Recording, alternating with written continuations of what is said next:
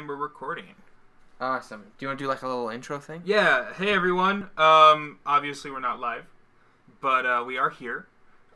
Is that obvious that we're not live? I don't know. Is it? I would say so. Because, well, where are we uploading? Well, it'll be on Twitch. Okay, so this will play on Twitch. Yeah. Oh. Yeah. So, well, yeah, they'll know we're not live because we're not communicating in chat. True. Well, we could be. Like, we could... Oh, yeah, we could hop in and be like... Yeah, there could be two of us right now. Okay. There could be a Jake in chat interacting with people while you're in front of the camera. That's some Back to the Future mind craziness right there. Yeah. I think the world only needs one Jake. Okay. So sound. Here I am on screen. Josh is here with me.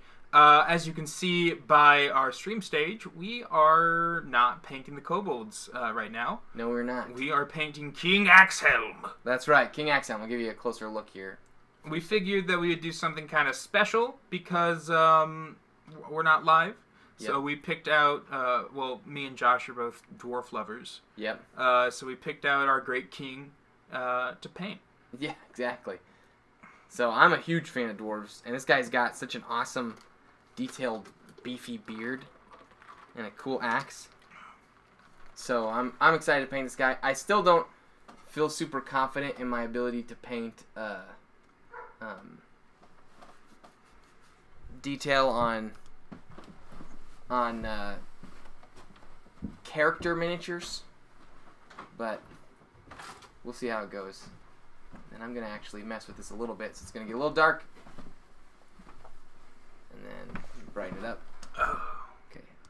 I think he's gonna look fantastic, and I'm especially excited to paint this guy today because I'm actually gonna be making a dwarf PC tonight. Yeah, your first time being a player character, right? Yeah, like I think this will be the first time that I actually sit down and play like a campaign, and not really just cool. do like a one-off. So I'm excited. That's pretty sweet. Maybe King Axhelm will become the inspiration for my new character. Yeah. Are you still not? You still don't feel like you've landed on personality? Yeah, yet, it's like. So I'm either gonna play, the really foolhardy run and battle dwarf who's incredibly prideful, and is just like the dwarves make it so much better, and he's walking around and everyone's just kind of like, and I really wanted to be obsessed with stonework. Because dwarves actually get, I think, an advantage on history checks when it comes to stonework. Yes, that is correct. So I think that'd be a lot of fun to walk around and always be pestering the DM about, the stonework around me. But I also might play a really, really prideful, naive, noble knight who has no idea how dangerous the real world is. Kind of ignorant. As you can tell, I like live fast, die young characters. So I'm excited. Nothing wrong with that, man. So is this a long campaign you're getting ready for? I hope so. Yeah. We kind of, this is a group that I've DM'd for before, and we were just kind of like, let's give someone else a chance. And I had a buddy of mine who has never DM'd before, but he wants to. Yeah. And I'm always getting more DMs into the hobby. That increases the hobby. They're like unicorns, Yeah. Like, for every 15 players, there's, 1.5 DM. I wish that wasn't a true statistic, but it probably is. So, yeah, I think we're going to have a good time with it. And I think he's a really creative guy. Real funny guy, too, so it's probably going to be a pretty light campaign, which I think will be fun. And I think we're just gonna have some crazy times with it. Do you ever have a light campaign go serious? Yeah, and I think those are some of my favorite moments because that's when you can tell that you're doing a good job. Yeah. When you can the world feels so believable that it starts to get actually that people are involved emotionally. Yeah. And it's really cool when you can get that contrast between everyone joking around to all of a sudden being like, whoa. Absolutely. No. Who's this? Oh, yikes. Wait. It's our special guest. Did you come home just to be the mailman? No, I'm coming to say goodbye. She's not the mailman. She's the female man. The female man. No, I'm leaving, and I wanted to say goodbye to my husband. Is that a crime? Love you. Mean. Thank you. Here's the dwarf. His name's King Axhelm. You got any opinions on him? He's very dark. Well, We it's don't. a primer. It's set on primer. He's a good guy. He's done, actually. He's done. That's yeah, it. done. We finished. Yeah, he's a Duergar. He's a dwarf from the underworld. He takes his coloring very seriously. Yes. Yeah, this is King Duergar in the dark. Yeah. What did I call him? King Duergar? King Duergar in the dark. He tie-tie? Yeah. Mm. I meant to say King Axhelm in the dark. Oh well. I don't talk how I want to talk to my husband. Ugh. Bye, Jacob Bean. Stop. See, now that's on the internet. Oh. All right. I'm going to come up with a different nickname every time. Definitely tweet at him about it. Yeah, that too. No. I'm really excited because I'm gonna get to use the orange paint, Ooh, which I like almost never get to use because there's not a lot of things that are bright orange. So, what's that going to be used for, do you think? Oh, the beard. Nice. Yeah. Oh, maybe not. Maybe I should do blonde. What? You know what I'm gonna do? Here's what I'm gonna do. I saw a really cool picture of this guy. He had like a glowing axe. Uh-huh. I might try and do that. Oh, do some runes on it? I might try and do like I might try and make like a power rot weapon. You know what I mean? Cool. Where it's actually glowing with maybe like fiery kind of power. So I might use the orange, some of the white, and some of the red to just create that on the axe. But Cool, that'll cool, probably be cool. like a last thing because what I'll want to do is if the axe is glowing with power, you want that to reflect Right. off of surfaces that it would naturally from a light source. So I'll have to add some of that, which to me, when I've seen that done on miniatures, it always enhances them a lot. It makes them look a lot cooler. Like I did a little bit of that on my Oh, I Wraith love him. here. So like, this is the first time I ever did it, so it's not. I really don't know that it's a really I like good it. example. He's. But you see how it kind of reflects on his on green. yeah. Kind of reflects on them, and a lot of times I think the gut instinct is to use a really bright color for that. To like use like the brightest green. But darker works better, you think, because of It's, shadowing? it's actually more or- natural. So Natural. like the actual reflection is like glowing light is actually usually never the brightest form of the Right. color. It's actually usually some of the darker. So that Pull makes him it up just a look yeah, a there little you more go. natural. He looks really cool. So I do not want to face him in a graveyard. yeah, that was a really fun guy to do. I didn't really spend enough time on the sword as I wish I would have. But anyway, that's a different miniature. So I'll try and do something like that with the axe. That'll probably be the first time I do it a little more extremely. So yeah, so first things first though, when I'm looking at a miniature like this with all this detail, I have to start from the low. It's similar to I think paint, like a lot of painting, Mm-hmm. where you want to start from the lowest layer. So I'm gonna try and paint his inside of his mouth here, which is kind of depressed into the face, and I'm gonna try and paint the skin around the nose and the eyes, and I think he's wearing gloves, so that should be all of the actual like flesh tone on this dude. I don't know that I see it anywhere else. I think- He's a very well armored man. Yeah. Dwarf, I Yeah. should say. He dwarf. There's stuff that could be skin, I suppose, like between some of the gloves, gauntlets, and stuff, but I'm just gonna assume it's fabric. Yeah, you can get away So- with that. Yeah. All right. So let's get started. I'm gonna start with Sweet. detail then. Yep. So that's a pretty simple color palette. Are you going to add more colors to that, or is that just cool? This is just me playing around with What you some of like? the skin tone color stuff. So I'm gonna use this to paint the inside of his mouth. I was about to say, skin colored armor, and Ooh, that would be pretty gnarly. actually that'd be like a cool maybe like a zombie, or something that like leather armor that's like Made of humans. grossly colored. Ugh. That would be pretty gnarly. Suppose with a zombie or something though, you would have like more of a green or kind of white color scheme to the skin. Yeah. So that the actual normal. So you know Skin how I'm always making fun of painters for globbing out way too much paint that they Mhm. don't actually need. Is that what happened with the mouth? I literally probably could just dip this in the bucket and went doop, and then been done. Yeah, don't know why I did that. C'est la vie. C'est la vie. I've been practicing my really bad French accent from last time. It hasn't got any better. Good. And I'm sure it'll come up as it should be. later. I feel like there'd be something wrong with the world if your French accent all of a sudden became really good. Yeah. Like authentic. Yeah.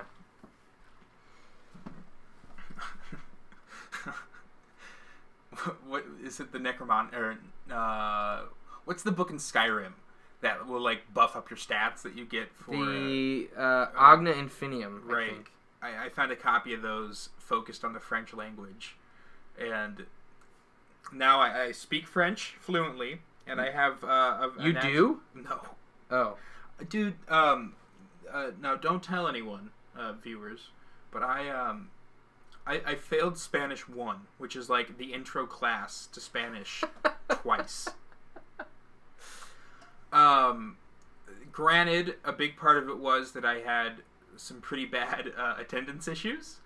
But at the same time, I think the only thing I picked up from Spanish was ¿Cómo estás? Me llamo Jake. you just called yourself Jake? Yeah. See, in every Spanish class I ever had, we made up Spanish names for ourselves. See, I was all for that, but then, and I had actually spent like, I would say like 30 minutes before class actually trying to think up a Spanish name. And then Senora Barta was like, no, we're not going to do that because you guys are high schoolers and we don't need to, appropriate culture. And I was like, okay. Well, I was Culebra. Culebra. Which is just snake. I am Culebra. So I thought that was cool. My Spanish teacher had no problem appropriating culture. See, Barta was from Spain. So it was really cool because we actually got a first-hand look. That's kind of cool. Into, the culture and stuff. Yeah. But at the same time, it was kind of like, I want to do really stereotypical, like, Spanish class stuff, Senora. Okay. I'm trying to debate how to add, like, the different layers of color here without caking it on too rough. So on the stream stage, we have the female dwarf from the Player's Handbook. And then we also have Brunor. Brunner. Or Bruinor. Depends on who's reading it. Battlehammer. And so what's he from? Give us a He's little from more rundown. He's from the Drizzt novels. Cool. If you know what those are. Yeah, the Dark Elf. Legend of Drizzt. Yeah, Yep. yeah. He's Drizzt's probably best friend and companion. The two of them have been like best buds since the very first book that came out about him. He's the king of the dwarves, of some of the dwarves. I can't remember which ones specifically.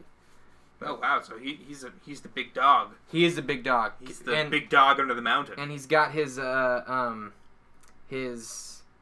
many-notched axe. Every time he kills an enemy, he notches it. That's really cool. Can't imagine it's good for the blade, but I think he notches the hilt. Oh, okay, cool. Or the handle, not the blade. He's a dwarf. He'd know how to do that. Yeah. He knows proper weapon maintenance. That's right. So I'm now doing kind of my eye thing, which I almost forgot to do, because eyes can be really tough on these miniatures, and probably the thing that I see done most dumb looking are eyes on I feel like eyes would minis. be super easy to mess up really quickly. Yes, because you can, if you well, especially if you save them for last on guys like these. So then you've got all your detail on your face, right. And now you want to try and do like the most minute little eye details, and they're not. That's not how it doesn't work well that way. So I'm gonna actually get like so I used a gray color. A lot of people don't think to use a gray, and they use a white for their eyes.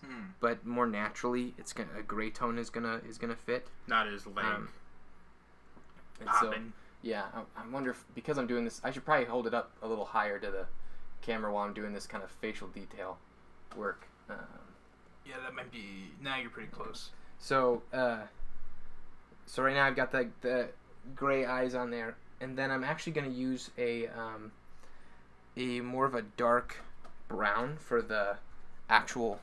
Pull them over to your right. Yeah. For the actual eyes, I'm going to use actually like a dark brown. This is cool. dryad bark, and Dryad bark. I Yeah. like that. I think it just, to me, it looks more alive when it's not just like black and white, like on a doll. Mm-hmm. I And love one all of the paint names. And yeah, that's Citadel, man. That's their jam. And then there's yeah, there you go. there's a couple different ways to do this. You can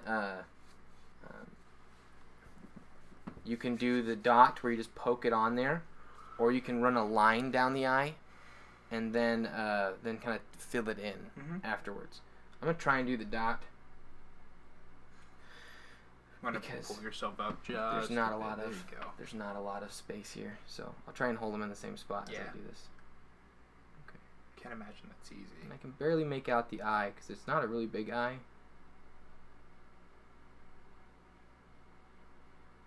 And I'm actually not going to like have all this showing, so it's not going to be as like, you know, like his eyes are wide open like that. So I'm gonna go in and fix that. And I gotta do the other one. This is what I don't like about some of these plastic minis that are made in mass like this, because you'll look at like the face is so slim on the nose, and when you look at him from the angle, it's fine, and from like the other angle, it's fine. But when you just look straight on and you can see like how there's not a lot of distance between the eyes, which is a little unrealistic. And so like if you look at him from that angle, if I take pictures from that angle, it's just not going to look good. So and this eye is way less detailed, so got to be even more careful with it.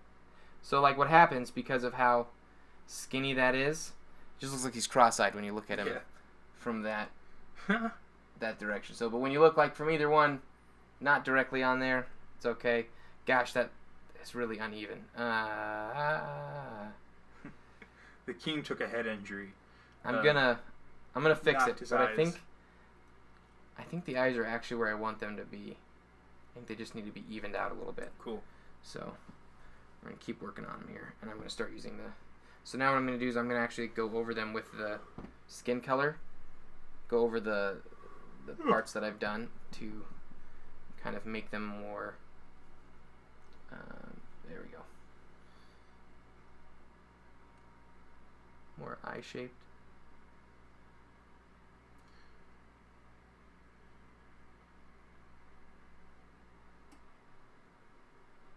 Oh yeah.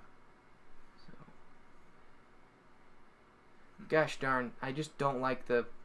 I feel like my disformed look of his face right now is, and I don't think the stream's gonna be able to see this part just because of the shield. I don't know that there's an angle I can do it that won't do that. Gosh darn, it just frustrating that the plastic just makes it look so distorted. I'm really trying to think of a way to like even that out. Even though I think this is the best one of the two, I'm gonna redo it. The one-eyed king. Yeah, I just paint an eye patch. That would just fix the whole problem, wouldn't it? Just two of them? Oh yeah. On each eye? Yeah. Double eye patch. The king is running in the opposite direction. He's like, all I can imagine is like the Lord of the Rings, you know, Battle of Five Armies, and the king, you know, the dwarf king is like galloping off on his warhog and like in the opposite direction. Okay, so now I'm gonna look at that guy. I'm gonna try and place this eye in a place that works. Okay. I'm gonna try and add a little white dot over here. Honestly, for me, I'm okay if this detail is kind of obscure, so long as it's not obviously goofy looking. Right. That's kind of that's my goal here. Non-obvious goofy looking. Ugh. Okay. Big yawn. Nice. Waking myself up. Nice early morning recording. Yep, because we're gonna do a stream this afternoon as well. Yeah. I'm gonna patch this one up a little bit too. Apologize, stream, because you're probably not seeing this either. That's looking a little better. Okay, so it's a little more even. But that's, to me, like if you just stopped there, that's obnoxious. It's a bit obnoxious. So But I've seen a lot of minis that's where they stop. He looks a bit crazy-eyed. Yeah. Where just the eyes are just these giant things. It's like the understanding of what an eye is very, very basic. So, I'll try and fix this up a little bit. If I can. So, with eyes, do you do, like, how detailed do you get with the eyes? Like, because I know that we're, like, when it comes, like, the pupils and stuff, do you just leave them a base color, or do you try to do little, like... I'll probably try and do a little pinprick of an actual white. Yeah. Instead of... So, to me, that's where the white comes in. So, the gray is the actual, like, I don't know what you call it, the most of the eye. The white of the eye, I think, is the... Yeah. So, like, I use the kind of light gray for, like, the white of the eye. Cool. And then I use... a more distinct white, actual white, for the. Okay, let's see if I can get this. Gosh, that shield is really making. Now I'm checking out my eyes using making the my camera, life. seeing how they look. Gotta compare it. Okay, that's better. I think that's better. I need to go over it just because that black is really strong. Oh no, there you go. This is better. He does look better. Looks less, manic, you know? He doesn't look like he's... doofy. Popping out of his skull. Yeah. And then some of this was going to be helmet up here, but I'm just going to real quick try and touch it up. Okay, and then let's keep doing the skin detail and bring it back down. There we go. Okay. All right, keep moving on skin. I kind of want to make his nose a little bit redder than the rest of the skin. I like the idea, and maybe I can bring in some of this since I globbed so much on there, and make kind of rosy cheeks. Aw. I mean, rosy doesn't mean like... I know, but I'm imagining like Shirley Temple as a dwarf now. Well, then he would have to have red hair. Yes. I think more just to make it look like he's active. Right, that he's, you know, he's sweating. Yeah. He's got like, you know, Or just got done. Yeah. Maybe he just had a little something to drink as he went out to fight the bad guy. He's a natural sprinter, but he not very good at long distance. Yeah. The short legs can only carry him so far. Curse my short legs. What's the story of King Axhelm, man? What's the story of King Axhelm? Yeah. All right. What's his deal? So I think King Axhelm, and I kind of I was thinking about this, right? He's a king. So and I wonder. I'm guessing Axhelm has to be his surname, right? So he's from Clan Axhelm. And I always like in my stories, right? I like having dwarves as like the clan system, almost as like the like republics of like Venice and stuff. Okay. Where okay. like the kings are voted in. Yeah. After death.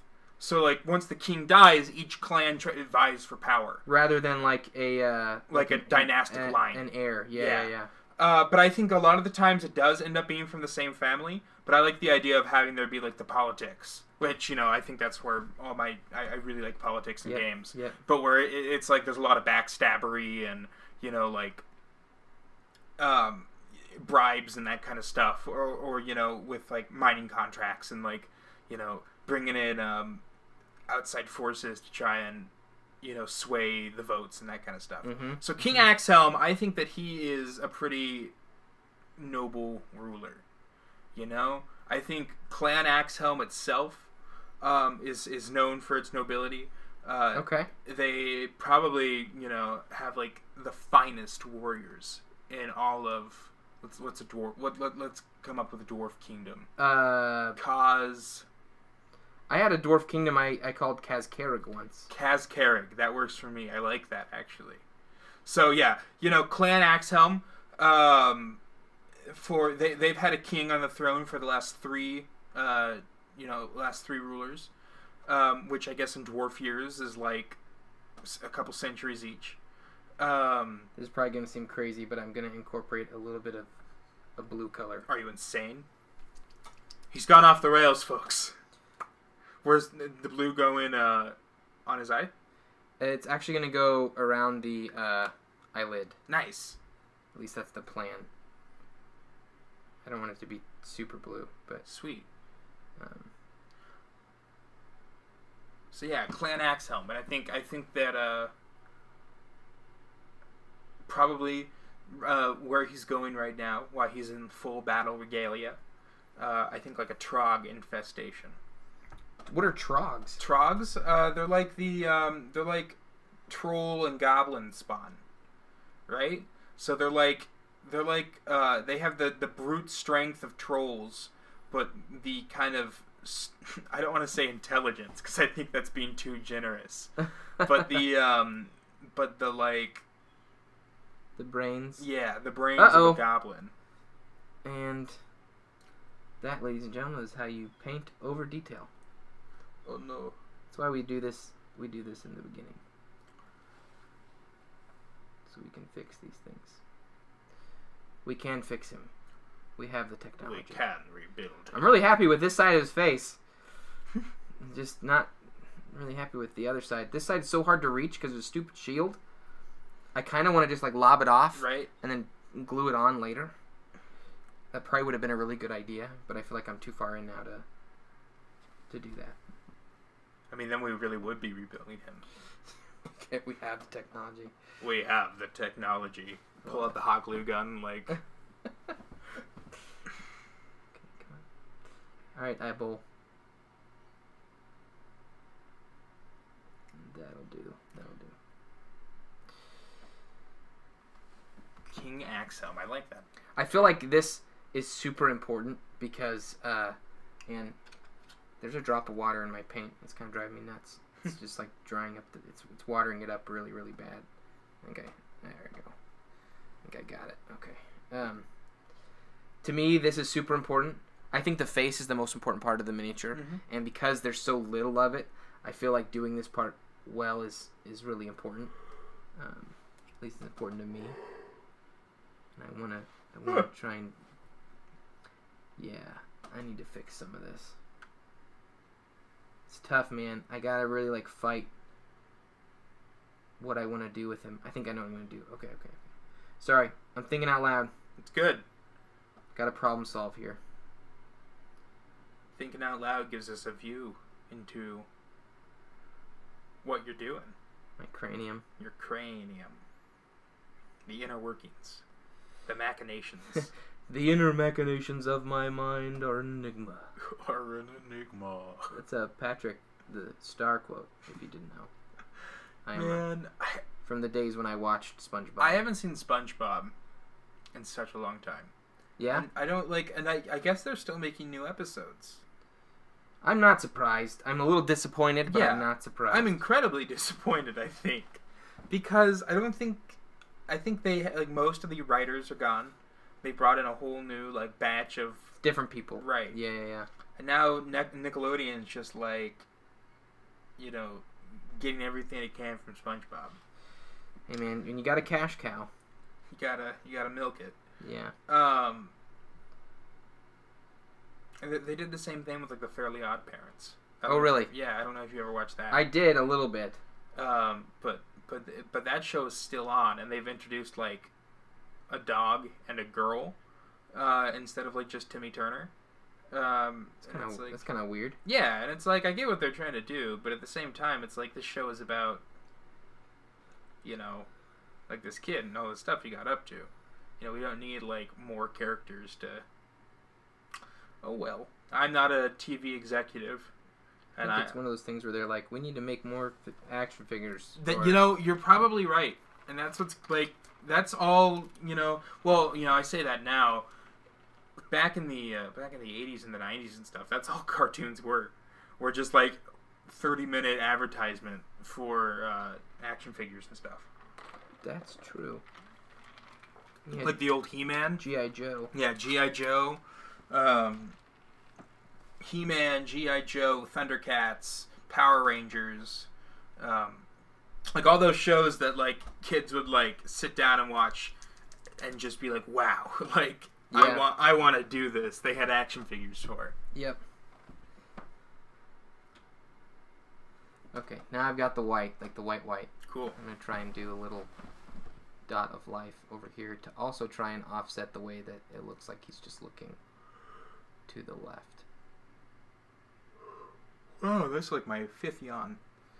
Really feeling it today. Yeah, I'm like, I feel awake, but I think it's like kind of those good morning yawns, you know? Yeah.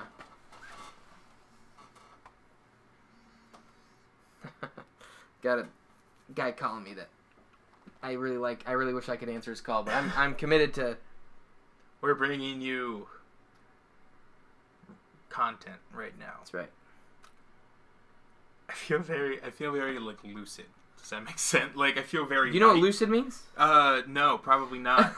Because I'm guessing I just used it completely wrong. I think you used it in the opposite meaning. Nice. You mean you're really like tired, right? Like Yes. kind of out of it.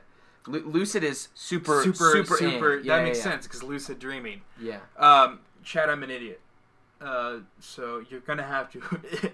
Well, chat is. We'll just have to right now. assume that they're berating you for it. Yeah, like I'll take it. I'll berate myself. Yeah. So this is for you guys. Good deal. Good deal. I'm glad we got there.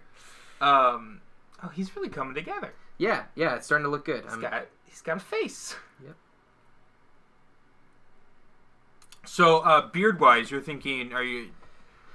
I'm debating. My gut instinct with beard is always red because I freaking love red beards. I wonder why.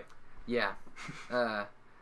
But I do think that I'm going to go a different direction.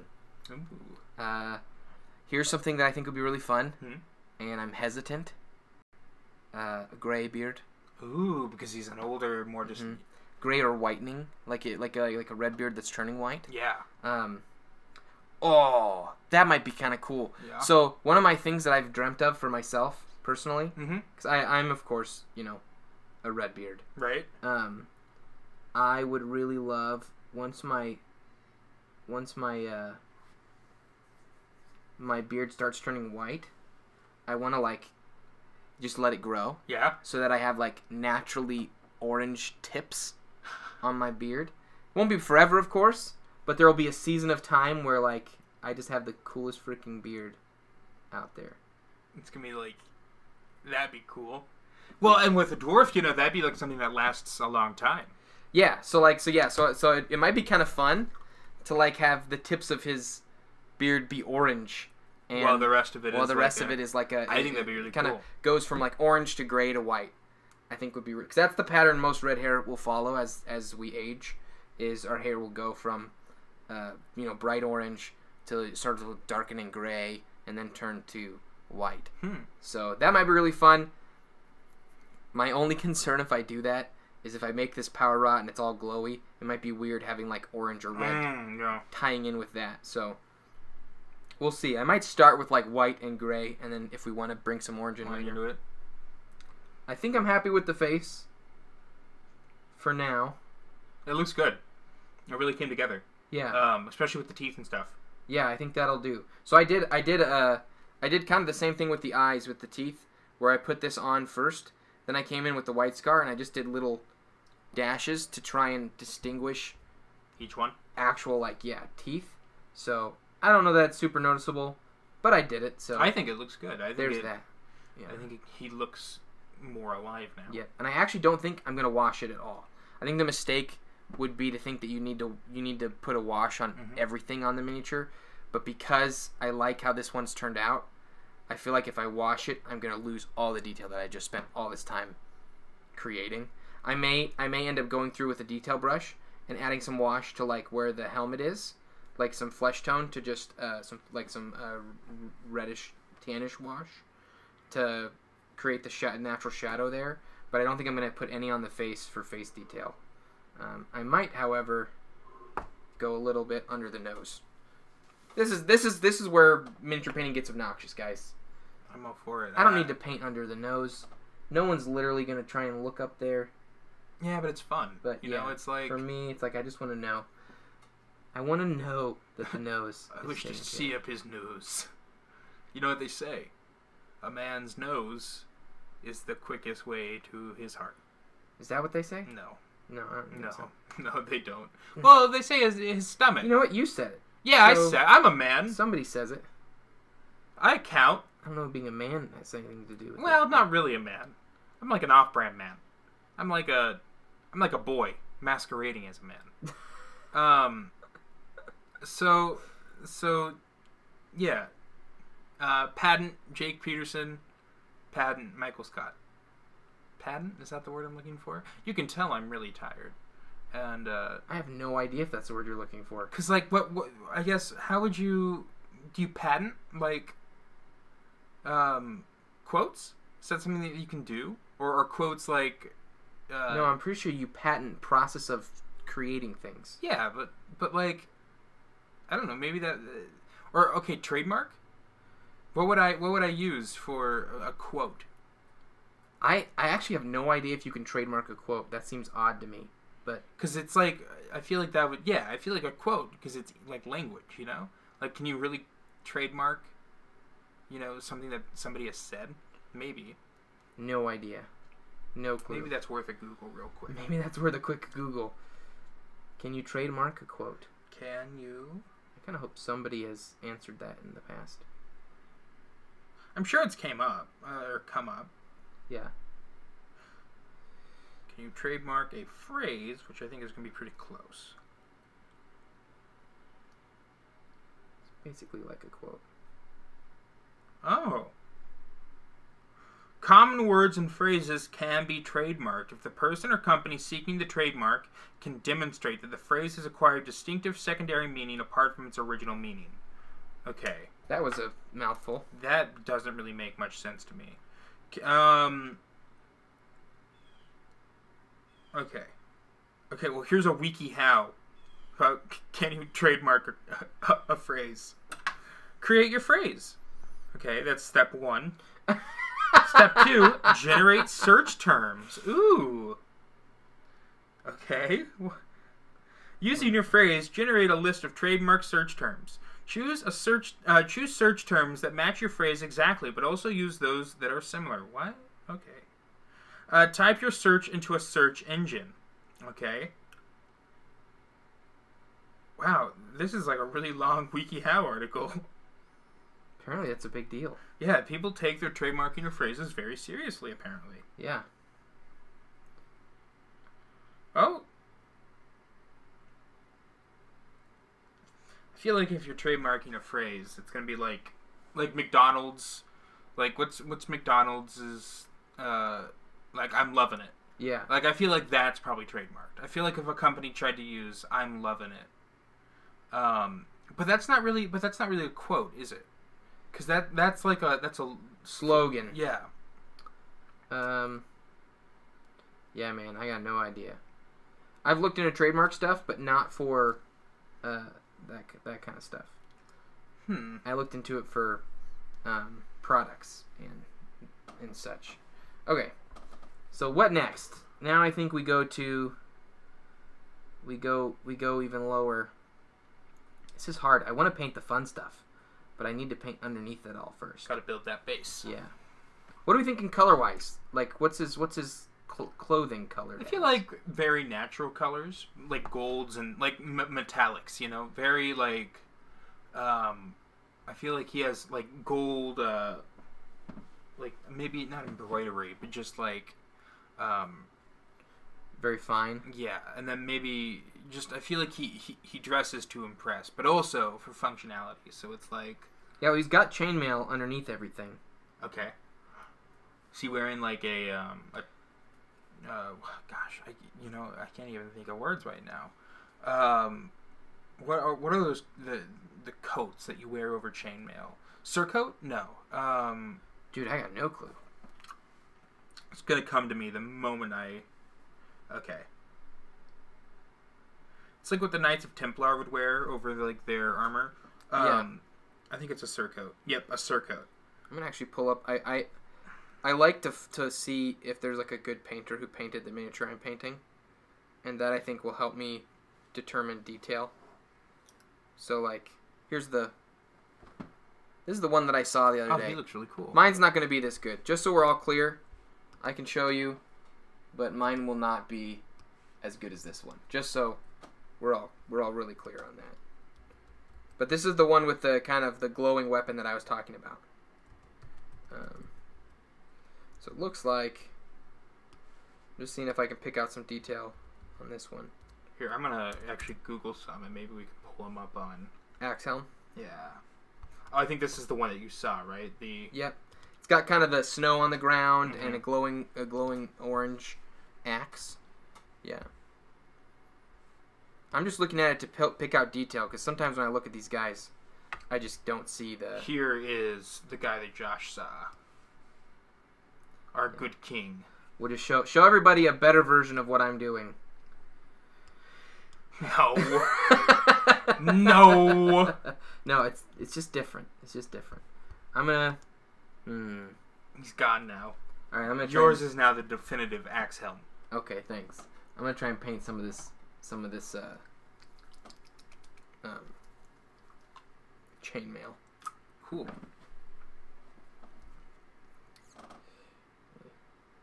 Simply.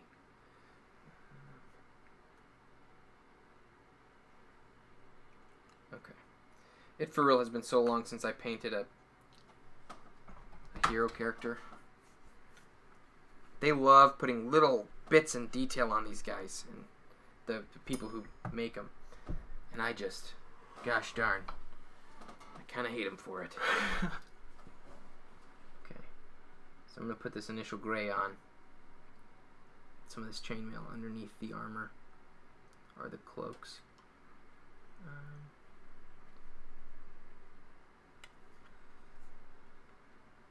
This kind of looks like chainmail back here, like a chainmail kind of cape-ish drape underneath everything.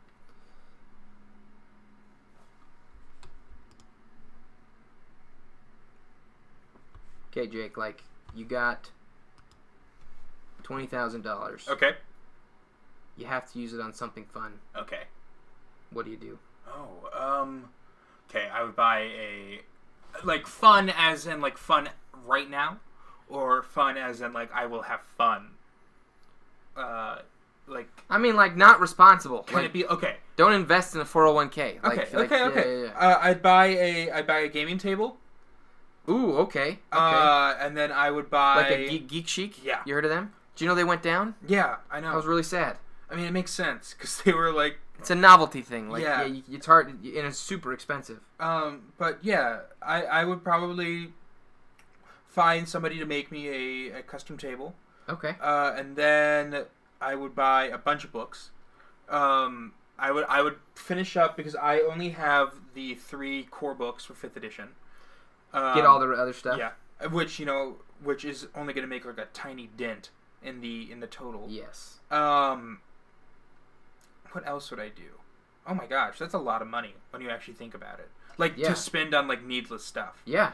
It super is a lot of money. Yeah, that's why I asked. I would build a new gaming computer.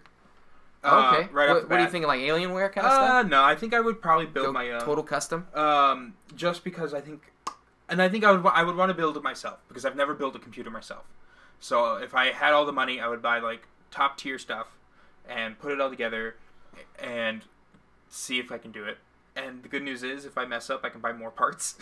So that's true. The luxury of having fun money. What else? What else? That's it's a great question, because it's not something that you really think about too often. No, because it's so out of the realm of possibility. I would go to New York, and I would go to Broadway, and I would try to get tickets to if I can find. Let's see what's in Broadway right now. I want to see a Broadway show, like, officially, and I want to have really good seats. Is Hamilton in Broadway right now? I feel like Probably. I But don't think overdone? Like, you think it's too... No, you know, I've never gone been too a mainstream? huge Hamilton fan. I know. Jake! I know, but I like it, and I like that it's getting people interested in history, and I like that Lin-Manuel Miranda is now kind of in the forefront of Kind stuff. of becoming a household name. Because I really like him. Yeah. But I think Hamilton for me is a bit... I like classic musicals. Like Fiddler on the Roof is my favorite. Okay. And so I just think that stylistically Hamilton isn't really my thing, but Yep. I respect it for what it is. I actually saw Fiddler on the Roof for the first time at your school Yeah. with Kelsey. I was in Fiddler on the Roof in high school, and I was the constable. So I got to be the bad guy. That's right. Actually, Kelsey told me that you remembered me in that role. Yeah. Is that true? Yes. That's hilarious. Yeah. I mean that makes me feel really good inside. That was the moment that I decided I think I like High School Musicals. I didn't participate them when I was in high school. Yeah. And Depends on the high school though. yeah, but I initially had just decided for myself this is a waste of my time. Right. You know what I mean? No, So I totally get that. I think that was the one that kind of made me go like, you know what? These are fun. Like these can be fun. You know, like at the very least, like they. Well, there's a lot of heart and soul that goes into them. Yeah. And I think for a lot of kids, you know, they get up on stage, and it makes them feel important, and I think that's really cool. Kind of flesh out some skills that there's not a lot of venues to do that. Yeah. So I think I mean, and I'm a huge advocate for theater and performance and that kind of stuff. So.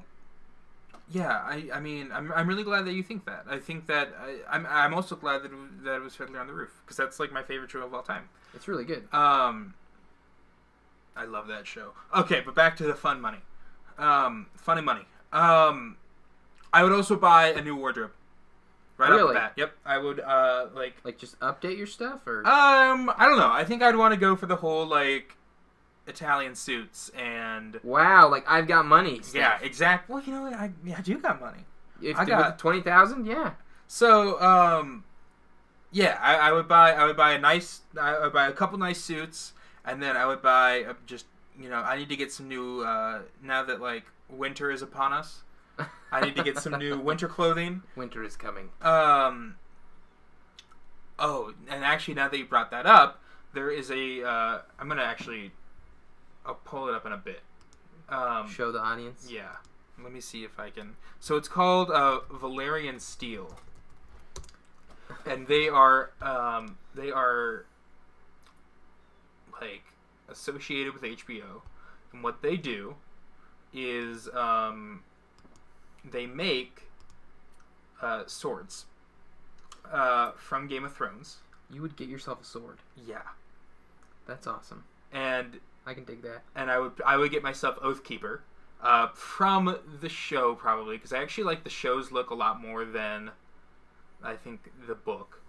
And I would I didn't buy. know they were separate. Yeah, so in the book, it's a bit more. Whose sword is Oathkeeper? Oathkeeper. That's John's? No, that's Longclaw. Josh. Sorry. No, Yeah. Oathkeeper was it was Jaime Lannister's sword, and then Jaime Lannister was like, I really don't want this sword, so he gave it to Brienne. There's a lot more to it, but that's like the quick spark notes. Yeah, I remember now. So that's like the sword that Brienne of Tarth has. Yeah. And I think it's just a really cool looking sword. I don't want it because of Brienne of Tarth. I want it because of the awesome hilt. Very Lannister, and I am House Lannister. Really? Through. Yeah, House Tyrell and Lannister are my two favorites. Man, I'm a Stark guy. Yeah, I love the Starks. And a lot of it has to do with my dwarf nature. That's Oh. like, if there's any clan in Game of Thrones? Game of Thrones world that most exemplifies dwarven culture, it's the Starks. It's the Starks. Yeah. They're the hardy, cold. Yep. Men Men of the North. I would definitely probably be a Westerman or a Man of the Reach. Okay. Which are like House Tyrell and House Lannister, if you know them. because they're kind of the schemy boys. All right. I like having my hand kind of. I like seeing stuff go down. Okay. See, I think if I could be any character in that show, I would want to be is it Varys? Yeah. The spider, the spy master guy. Yes, I am a huge fan of information brokers. Those are usually my favorite characters in any universe, and I think he exemplifies the nature of an information broker really, really well. He's such an awesome character, and what's so cool is you never know what side he's on, you know. But like you think that he's a good guy, and so it's like you want to trust him. Oh no. I just found out that I have enough money to actually buy one of these swords. Like with your $20,000? Well, or in real life? Real life. Whoa. And now, well, don't do it on stream. Just here's my credit card, Yeah. and here is my social. Here's my address, and yeah. My mother's maiden name. There you go, internet. Yeah, nothing bad will come of that. Actually, there was a guy. Who it was okay. I need to find the actual story because I think it's hilarious. Guy puts social. Yeah, there we go. Okay, so LifeLock CEO. LifeLock is a company that you can trust all your information to, and they'll make sure it doesn't get out. Especially after the whole what company was it? I know what you're talking about. They leaked a bunch of social security numbers and all important information. Yeah. So this guy, LifeLock, Todd Davis, he was like, I think the best way to prove that my company does its job right is to put my actual social security number out there and just say, hey, nothing bad is going to happen to me. Oh, and he got totally boned. He put it on trucks, and he put it on the website. And I heard about this. I mean, it's so you can like find this guy's social security anywhere, and he has just got he's had his information stolen. Didn't really think that one through 15 times. Yeah, he's just ruined his life because you can't get a new soch. Once your soch is out there, you are officially boned. Yeah. And I think it's just it's rough, man. Okay, he's been a victim of identity theft at least 13 times. Gosh darn. So people have used his identity to get loans and wow. He's just yikes. It's such a funny not funny, but it's a bit funny. It's just it's that in 2017, you really shouldn't be putting your that kind of info out there. Because once it's out there forever. Yep. That's a really fun color. This one? Yeah. Yeah. I'm wanting to make kind of like his cloak a kind of reddish brown. Cool. Orangish brown. So what's your favorite color? To paint with at all? Yeah. If you were to paint a miniature and make one of those colors, the forefront. The focal color? Yeah. Oh, that's really tough. You know what's funny is I actually really enjoy the purple and pink. Yeah? And I don't get to use them hardly at all. But I've got these really fantastic colors that are awesome. But where do you use these? The only thing that I've been able to use them on is the purple worm.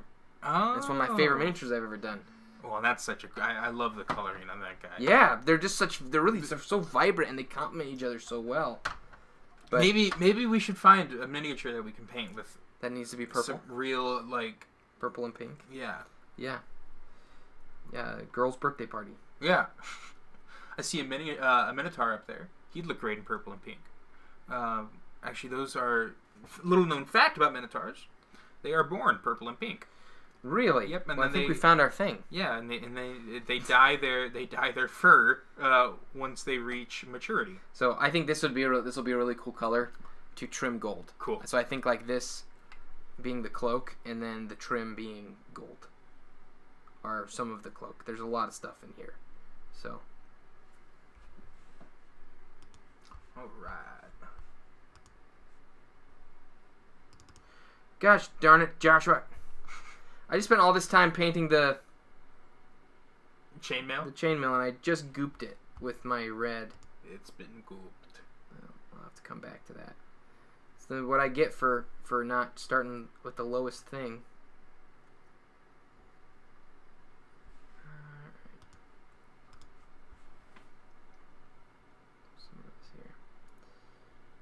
I'm checking out these Atlantis minis right now. Oh, right on. Once you get to a good, I think we should pull these guys up and show, because they are just... They're super cool. They're so gnarly. Yeah. No, I say go for it. I'm not doing any of the fun stuff yet. Okay. Show them off. Alright, so Josh found this Kickstarter from a company called Atlantis Minis, and they make, let's see, they make...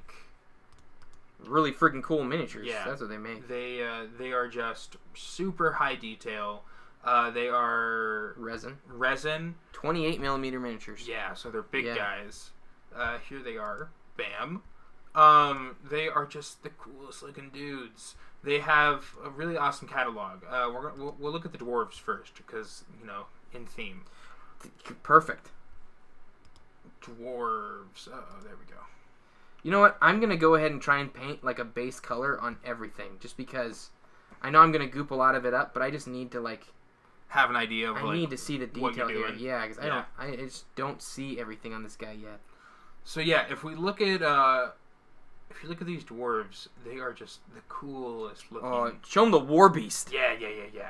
And they got multiple different mounts. Okay, so first off, they have this armored bear, which just looks incredible.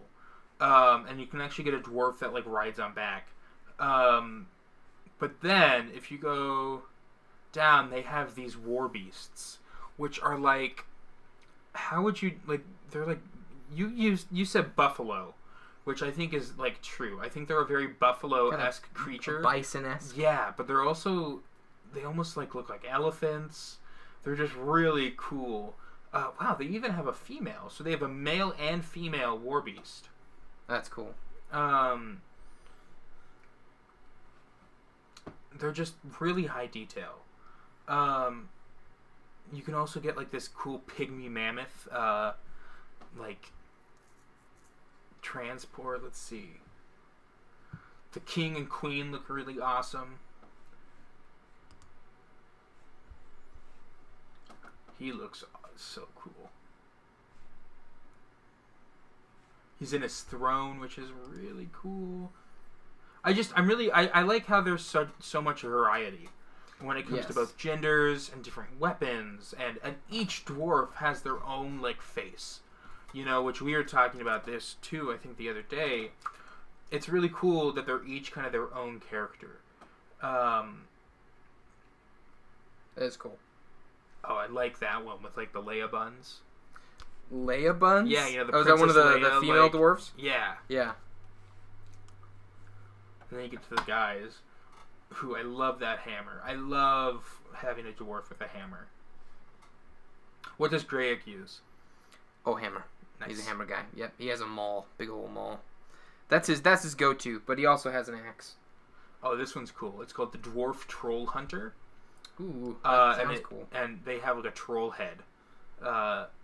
Just laying down next to him? Well, they have their foot on it, and then they're holding one. And then they have a bear hood.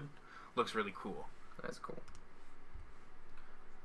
So if you guys are ever looking for some cool dwarf miniatures, check those out. Alright, so while we were gone... Just been throwing some paints on the palette here, because I just need to start filling in some of the details of this guy. I'm going to get my bigger detail brush. This is what will happen. This whole thing is just going to be filled with just a buttload of different paints. I learned this early on with miniature painting. Is that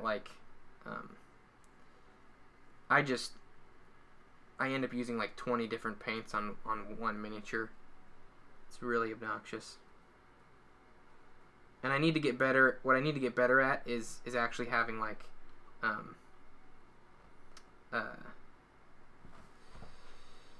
what I'm looking for? Color palettes. I tend to just paint as I think and not like plan out the actual like palette of color that something will be.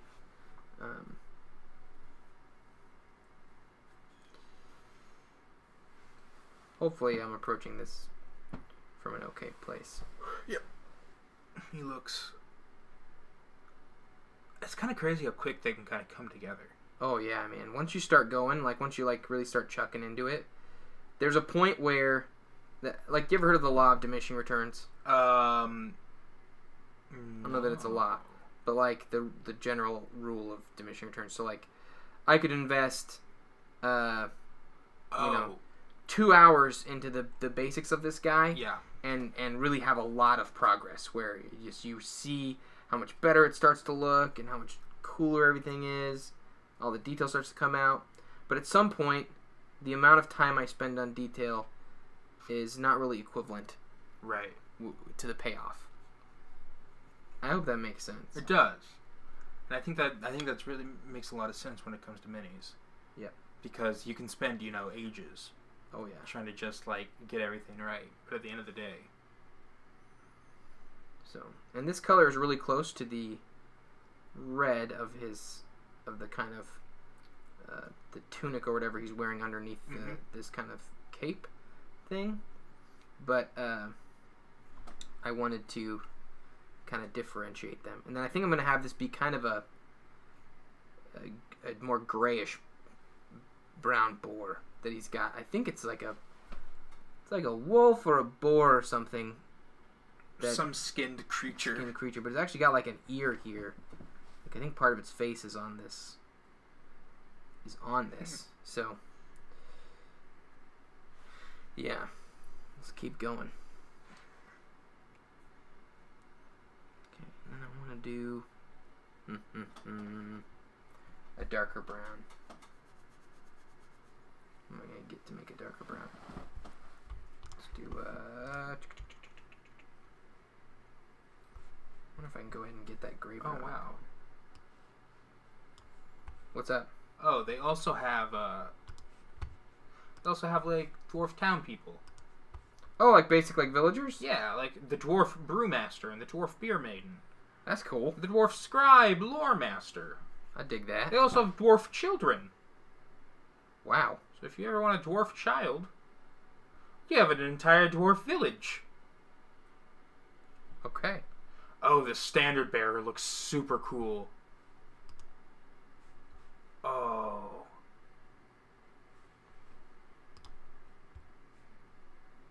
You'll have to check this guy out. I'm just going to throw this out there. It's not a must. But if any of you guys want to see me paint one of those, let me know if you are willing to buy it and send it to me. Because I would love to paint one of those. But I made a deal with Kelsey after I got this last batch of Reaper miniatures The Chud. that I'd stopped buying for quite a while. Nice. So I'm not really allowed to buy new miniatures anymore. Oh, the standard bearer. So, okay, so he has, like, the standard, right? Which is, you know, like, your flag. Yeah. And he doesn't have any weapons or anything, but he has the standard. And then on top of the standard is, like, this... I don't know if it's a bear or, like, a wolf head with this long, like, mane going. It looks super cool, Josh. All right, let me take a look. Yeah. Ooh, that would be fun to paint. And then, you know, because you could do whatever you want on the standard. Yeah, and, like, you could do a design on it. Oh, that's sweet, man. I like that, yeah.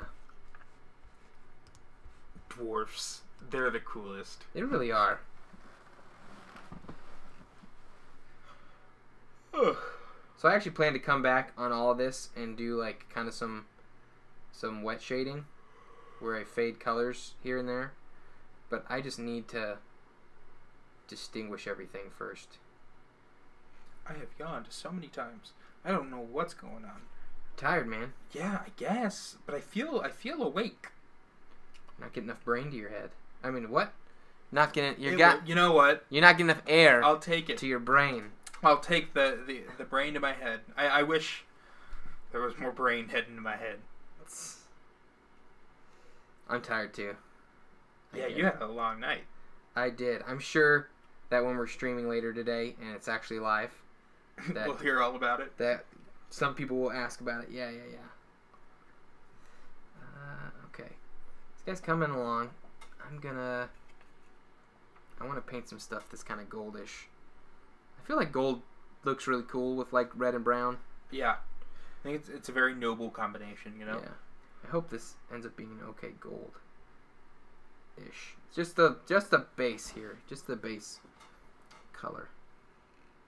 I'm going to pull him up just a bit. Yeah, there you go. Just bring my head closer to him.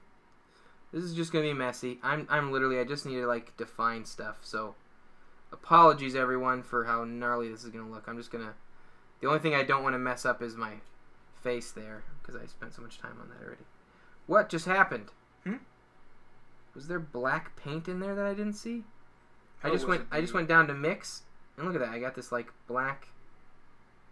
Could it be the base coat? Oh, yep. I probably hit a wet spot of the base coat that hadn't dried yet. Weird. All right. Well, I'm gonna run with it.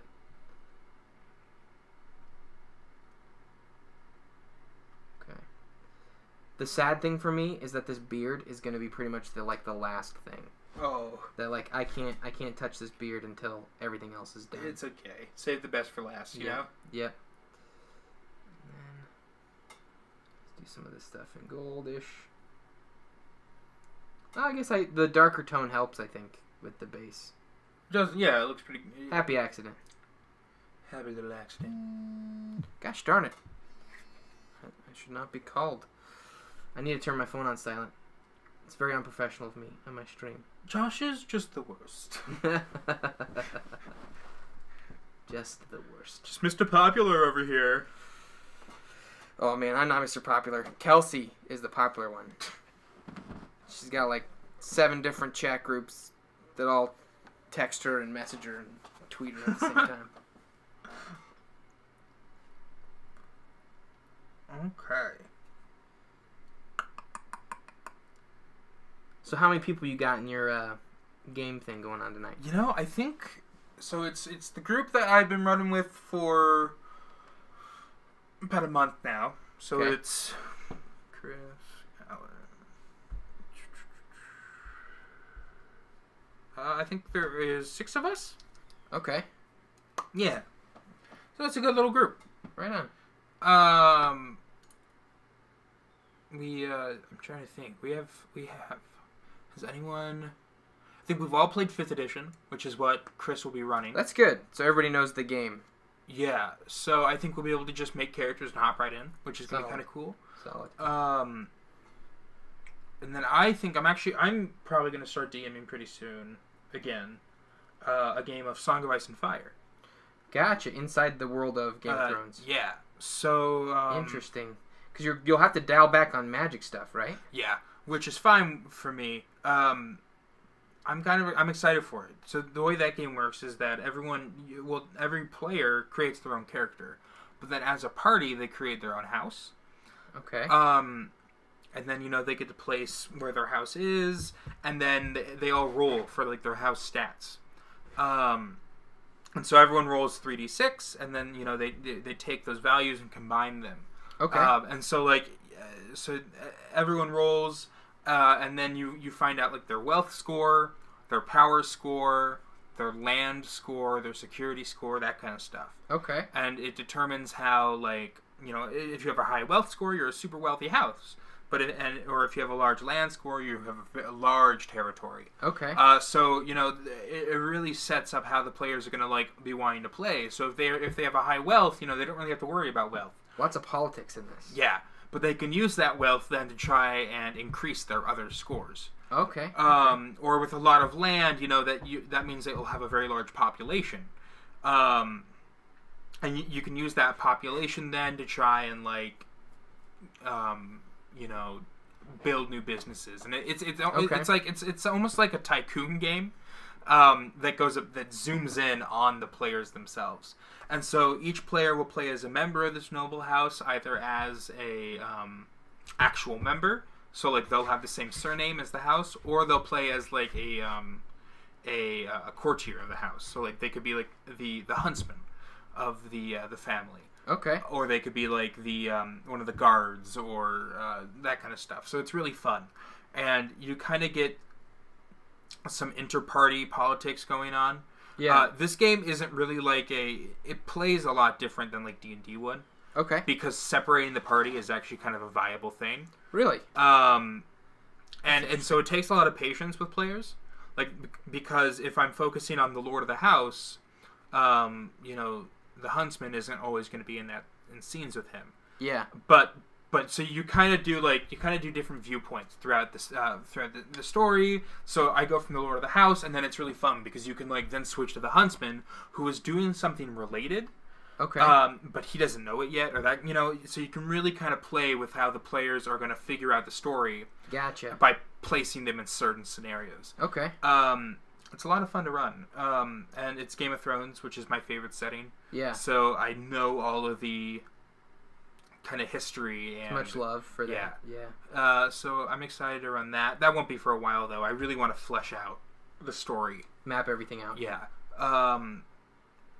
But you guys will probably be hearing stories about that in the near to distant future. Right on. And then I'm excited to actually, you know, come back and kind of like retell that experience, because I think that's gonna be a really weird thing for me, like having to kind of take myself out of that DM perspective. Yep. Not having to like micromanage everything. Sure. Yeah, you're not manage. Yep. Just do your character as best you can. And I can't wait to do a voice. I can't wait to get. You guys will hear more bad accents by Jake. Nice. I'm very excited. Now, oh, okay. But you're not playing in Westeros. No, not this 5th edition. You're game. playing a classic 5th edition kind of fantasy world. We Chris is going all out. I think I'm hoping that it's kind of tropey, because personally I love a good trope. Yeah. In a especially in a low level game. Yep. You starting out at 1? Yeah, I believe so. Dang. So we're going the long haul, hopefully. Yeah. Yeah, that is the long haul.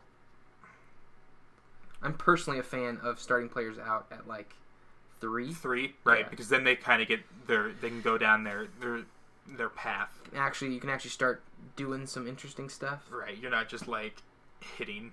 Yeah. With your. I'm okay with starting at 1 because I think it'll be fun. I think it'll be one of those things where it's like. Well, I think I'm excited for playing. I know that some people in the party are like, you know, rolling their eyes, because you know they already kind of know the game. They know what it's like to play it as a level 1 character. Yeah. And it's not the most exciting thing in the world. But I don't know. I think because I've never played 5th edition. Yeah. As a character. Yeah. And so I'm really excited to see what it's kind of like sitting down at 5th edition and starting from level 1 and just seeing like how that progression takes me. Mm-hmm. Now I just got to figure out what I'm playing. Right on. Yeah. Cool, man. I think like I personally think the hardest thing with doing characters at level 1 is realistic character building. Yeah. Because so often we wanna play a character that's already has. We want to play the great adventurer. Yeah, they've already had their like who they are pretty well fleshed out. They already had big life experiences and testing trials. You know what I mean? That they're coming into it with a lot of history already. When more often than not, those characters at level 1 are those who haven't really farmers or done a whole lot. Yeah. They're very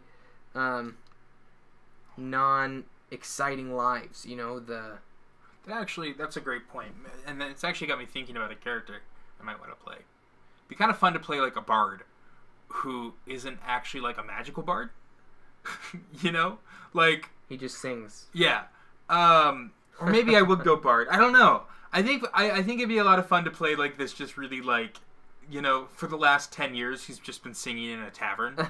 and then if we start in a tavern, maybe he just gets, like, dragged along to actually go on this adventure with these, these actual adventurers. Yeah. Be fun to kind of be the whole, like, wait, I hit it with my mace? Yeah. Isn't that gonna get it dirty? Like, that could be an interesting play. Yeah. I would have to. I would really want to. I would want to get, like, my inner Shakespearean voice, though, like, do the whole be super dramatic with everything that he does. Yeah, that might be kind of fun. But then there's also the dwarf and the noble and everyone's like fighting for my affection right now. Yeah. Well, and that's the curse of the DM. Right. In past, you could pretty much beat all those characters. Right. I could throw them all in at the same time. Yeah. See, that's one of my favorite reasons for DMing, because I love throwing just these characters at people and seeing how they interact. You get to be everybody. That's like one of the best parts about being a DM. Okay, I need my dryer brush. This guy got really wet. It's hard. This little tiny stuff underneath things, I just don't care about. I'm like, I just want to paint it. I want to get it done.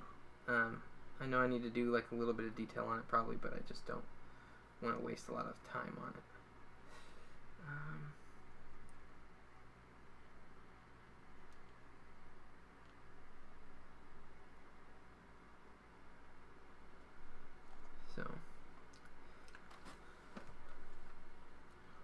Okay, so if you had 20G, what would you spend it on? Ooh. It's tough. It's tough. I think it changes for me from day to day, Right. Probably, like, something nerdy. I would want to do something really nerdy. Like, what would be really fun? I know for a fact what I would do. Okay. I would remodel our basement. Nice. So it's unfinished. I would want to put all of that money towards finishing the basement, but not just finishing it regular.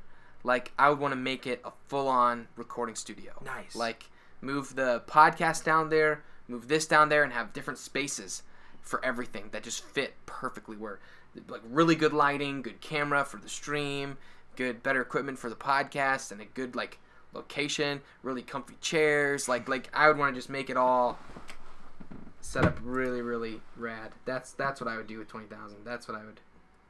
If I had nothing else I could spend it on, heck yeah. Yeah, that'd be cool. That'd be really cool, actually. I hope one day we're able to do that. I really would love to make our basement more of a studio. I didn't even know you guys had a basement. Yeah, it's unfinished. It's where we do laundry, and that's pretty much it right now. Yeah, one day it might be something more, but for now it's just what it is. Okay, so there's that. I'm having a real hard time deciding what these knee pad things are. They just look like fabric to me, like a knee fabric. So I kind of I just made them brown to start with. I made a lot of this stuff brown to start with because it just looks like different bits of leather. So, go with that.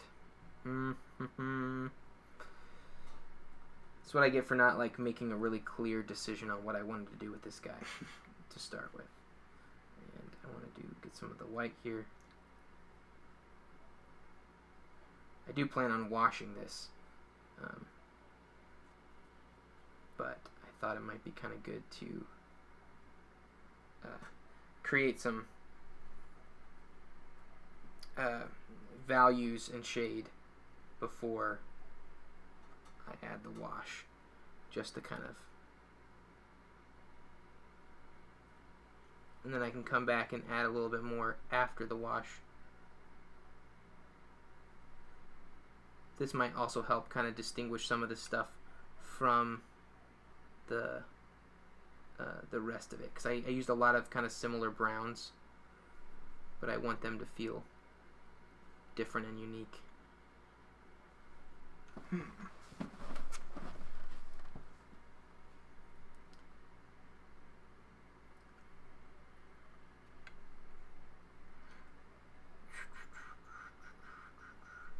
So do you think you know what that animal is on the back? I think it's probably like a wolf or something, or maybe it's probably a wolf. I don't imagine a boar is that hairy. Maybe they are. Looking up pictures of boars. Boars. I feel like, yeah, aren't boars more leathery? Well, no, actually. No, I know they're furry. I wonder if they have enough. Right, enough fur? Yeah. Yeah. I think it's probably a wolf. I think you're right. What do you think chat's talking about right now? Probably, camera. Oh, there we go. Probably our inability to tell the difference between a boar and a wolf. That, or they're talking about what they would spend their money on. Nice. Okay, I gotta disconnect the camera for a second. Oh, I hope they're talking about what they would spend their money on. What on earth? Why is it not showing me stuff? Okay, hold on. Pressing the wrong button. Makes sense. Delete.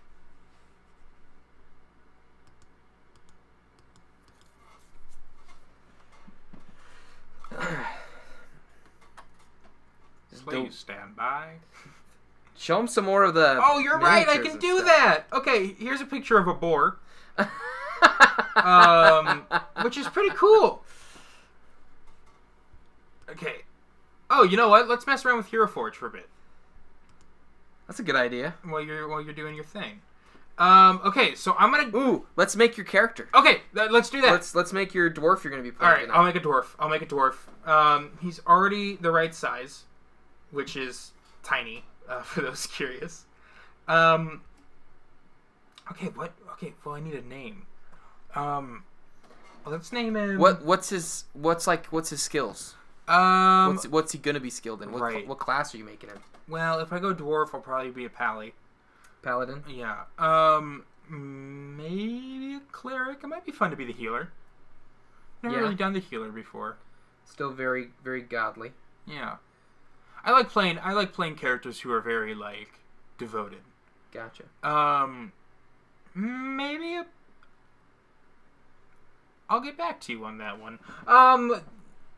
Let's make him a robot dwarf. Throw on the robot head. All right. We've entered now into the realm of obnoxion. Right. Or we can make him a draconic dwarf. Dwarf tiefling? Yeah. That would be noble interesting. features, bulbous features. Oh, okay. Well, I gotta go bulbous features. Let's be real. Super unsoft face.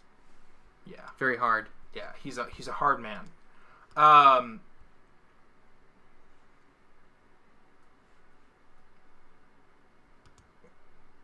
Let's do that. I like that.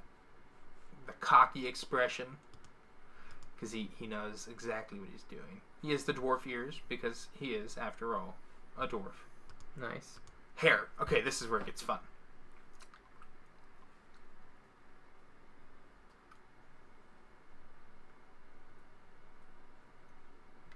Ooh, I like the fancy braids. Set to, maybe. Is there like a dwarven braid that's a bit more... like on the beards? Okay, that's actually... Or are you talking about actual hair? Hair. Because you're probably gonna end up covering that up with a helmet or something. Probably, You're right. Future. I wouldn't waste too much time on it. I'm actually gonna go that though. Okay, beards. Now we're at the fun part. Maybe I could just go with a huge wizard's beard. I know it's not very dwarfy, but oh, that's really good too, though. Beards are fun. They are fun, man. I freaking love beards. That might... Oh,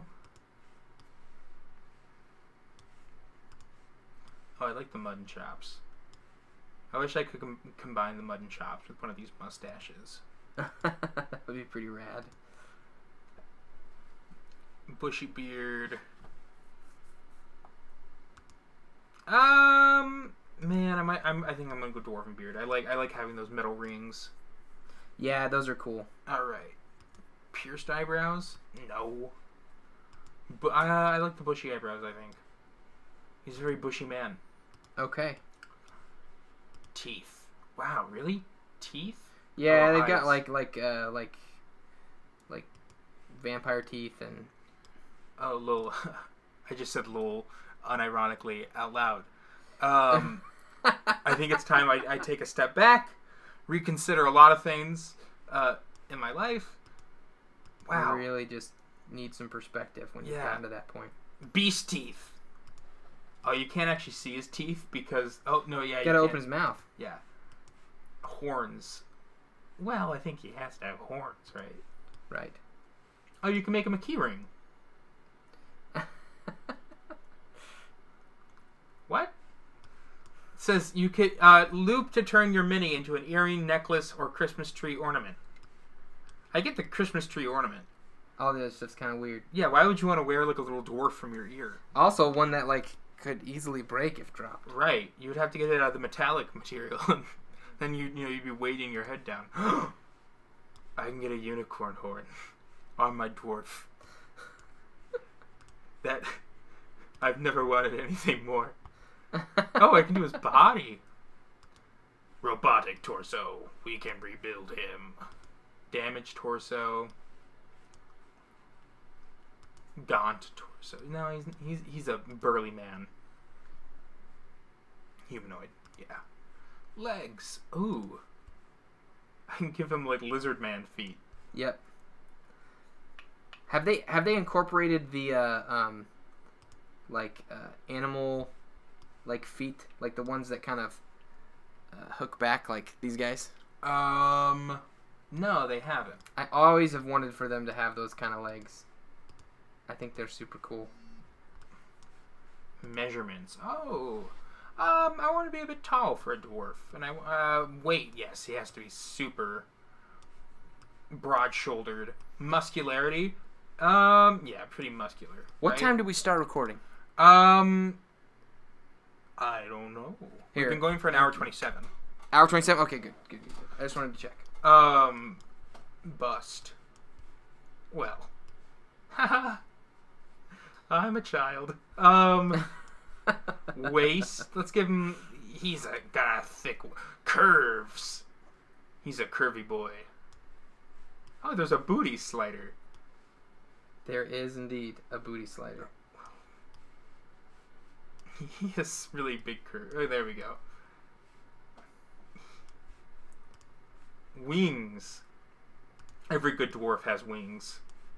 As one knows. Well, yeah, it's and not just wings, butterfly wings. There you go. For some reason, Reading Rainbow just came on in my head.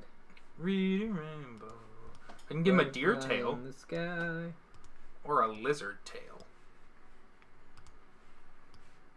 Or the bull tail. Glad we went the literal route. I'm just kidding. Not literal. Oh, outfits. Oh my gosh. He's a pharaoh. Now he's a poor rags man. I could spend a lot of time in this. You know what's hard is, I want to paint all the fun stuff on this guy and none of the boring stuff. But you have to paint the boring stuff before to get to you the can fun stuff. do the fun stuff. So dumb. Oh, you can make him a mummy.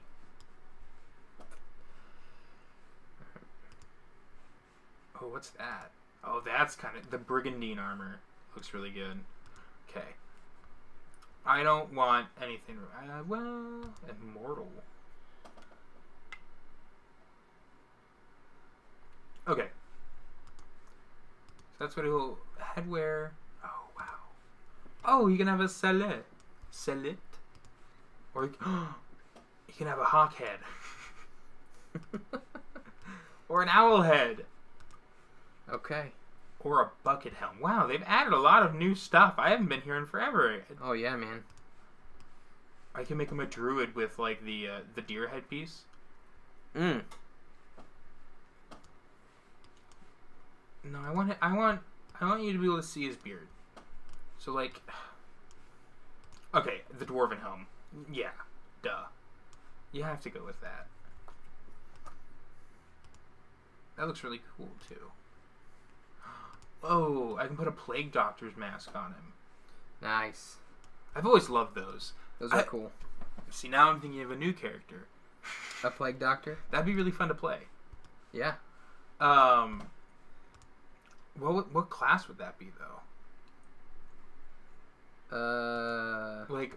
Because it'd probably be some kind of healer, right? But yeah, I don't know.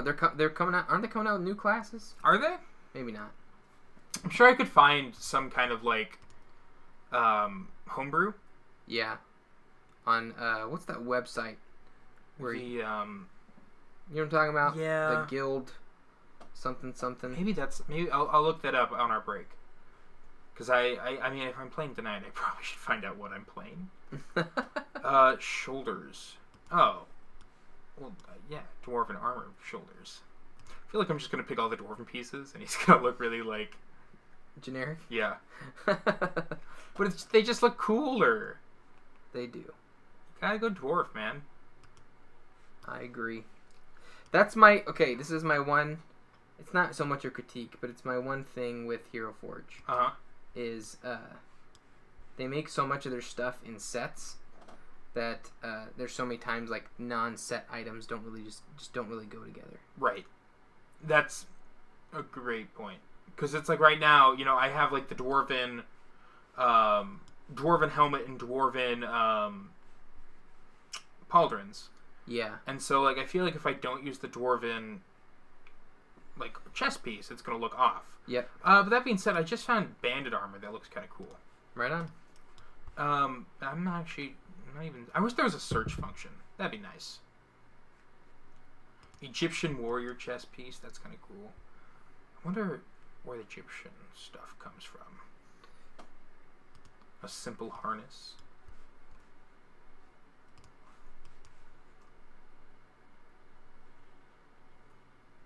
Chainmail.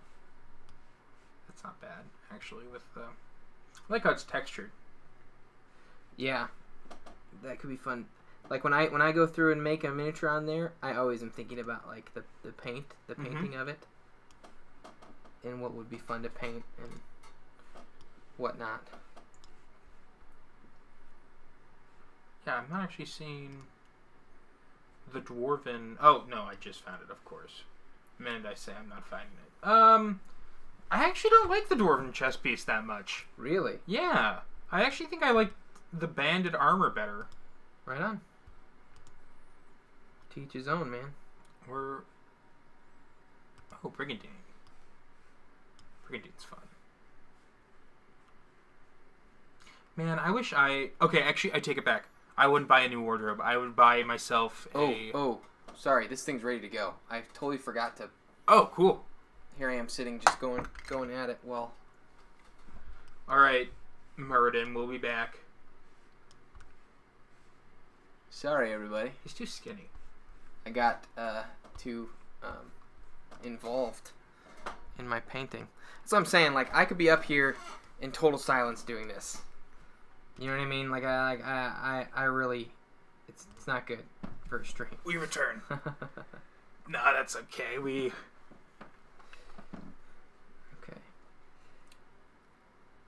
So yeah, so I've just gotten a lot of base layers on him. Not for the sake of like painting them, but for the sake of distinguishing elements of the miniature from other elements. So right now I'm working on the red cloak a little bit because I think some of this I don't have a lot of paint left for it, and I don't want it to run out when I'm trying to do like a little bit of shade on it. I'm gonna have to come back at that chainmail and fix it later. I like the red cloak. I do too. To me, it's like kind of the color pop. Yeah. But honestly, a lot of this paint is so watery. It's gonna be hard to utilize it well. But maybe that's a good thing. Maybe I should be using that to my advantage. It's watery. It'll blend better with a wet shade.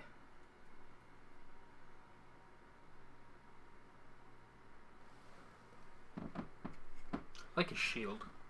I do too. That's going to be a fun thing to paint as well, I think.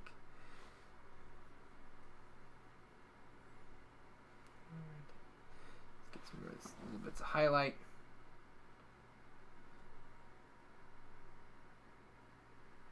This is really the only place where I can really do some kind of fun highlighty thing with the tunic or whatever it is. Okay. No more yawns. Holding myself to it. If I yawn again, You have control. I have control. Suppress it. Fight. Don't give in. I feel the power of Okay. energy. Childhood cartoons. Okay. What was your jam? My jam. That's... Okay, so actually, TV was kind of like a rare commodity. So we would always do, like, DVDs, though. So, like, cartoons, for me, were actually, like, a lot older than I actually am. So, like, He-Man and, So you actually partook of that stuff? yeah. Okay. And, He-Man, Power Rangers, which was, like, when Those are great cartoons, man. Yeah. That's not a bad... And then, like, Disney Afternoon. Like, they used to sell, like, the Disney Afternoon, like, box set stuff. Uh-huh. And they would have, like, Darkwing Duck and... Yes. That was my childhood. And Gargoyles and, Oh. like, all those old, like, 90s television shows. Yep. But then I also watched a lot of, like, Speed Racer. So then, does that mean that, like, you grew up around people that didn't know those cartoons? Yeah. Because those were kind of more my generation than yours. Yeah, so, like, well, everyone was talking about, like... Well, actually, I can't even really think of any cartoons from my... I guess SpongeBob was kind of my gen. Yeah. Saturday morning cartoons had changed. Right. I don't think Saturday morning cartoons really existed anymore, which was kind of sad. Yeah. Because, like networks like Cartoon Network and stuff were able to just kind of play cartoons all the time. Yep. So, like, all week you'd be getting, new cartoons. Kind of owned the market. I guess, like, Danny Phantom. Yeah. Was a show that I watched a lot of. Gosh. I'm trying to think. I watched a lot of Rocky and Bullwinkle. Okay. Which is, like, even older than... Yeah, that's at the But tip see, of we age had before mine. We had all that stuff on DVD. Yep. So it was like I just pop in the DVD. I have cartoons for days. Yep. I probably saw like each episode of Rocky and Bullwinkle like 3 times. It's a great cartoon. Yeah, yeah. I remember I think there was a Rocky and Bullwinkle movie, live action movie. Yeah. And I remembered something where like, Rocky says, 2 rights don't make a wrong, and then Bullwinkle goes, I thought 2 rights made a U-turn. It was just like such a great. It's such a simple print, Yeah. There's nothing. You have the Russian bad guys, which I still think are hilarious. Yeah. Natasha and Boris. Yeah, is that right? It might have been Natalia. I don't remember. No, I think it's Natasha. But they were, because like that, the whole Cold War, Yep. It's just Russians funny. were the bad guys, man. I mean, granted, I don't think much has changed. Not much has changed. Russians are still kind of the bad guys in a lot of places. Yeah, cartoons. I watched a lot of what show was it? So actually, when I got older and I was able to watch like cartoons whenever I wanted, I watched a lot of like and this is really lame. But like Total Drama Island, which I don't think you probably haven't heard of.